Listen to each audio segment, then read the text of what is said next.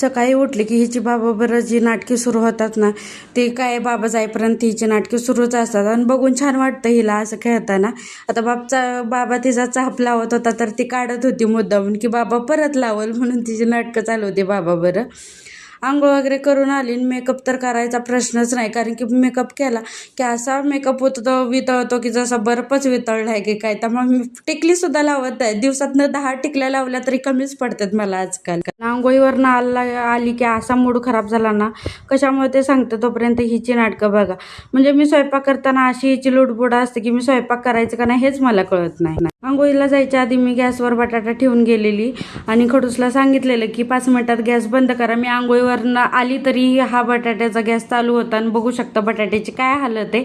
सकाळ सकाळी उठायचं ह्यांचा डबा करायसाठी आणि ह्यांनी असं करायचं, मग डोकं फिरणार नाही तर काय होणार. मग काय शिक्षा दिली, तशीच भाजी ती करपलेली घेऊन जायची.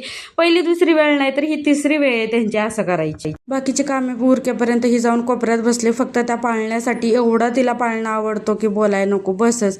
आणि ॲक्टिव्हिटी एवढी छान छान करायला लागली ना बघा आता. जय हरी विठ्ठल विठ्ठल विठ्ठल जय हरी विठ्ठल चिया.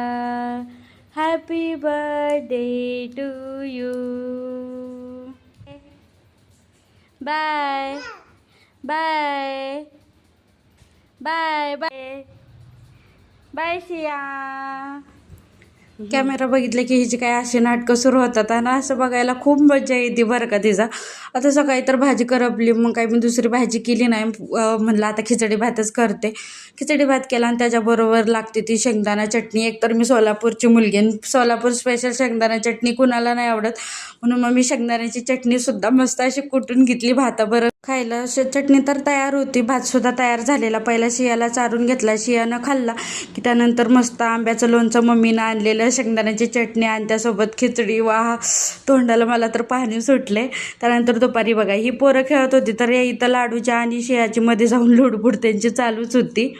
उन्हामुळे केस एवढी ड्राय पडल्यात आणि केसांना फाटेसुद्धा फुटलेत, त्यामुळे केसांची वाढ थांबली. म्हणून खडूसला मला माझी तेवढी फक्त शेंडे कापा म्हणून खडूसला केस कापायला लावली तर खडूसनं बघा किती केस माझी कापल्यात.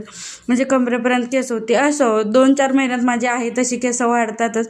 फक्त केसांना वाढ चांगली पाहिजे, केसांची निगा राखली की आपोआप केस वाढतातच.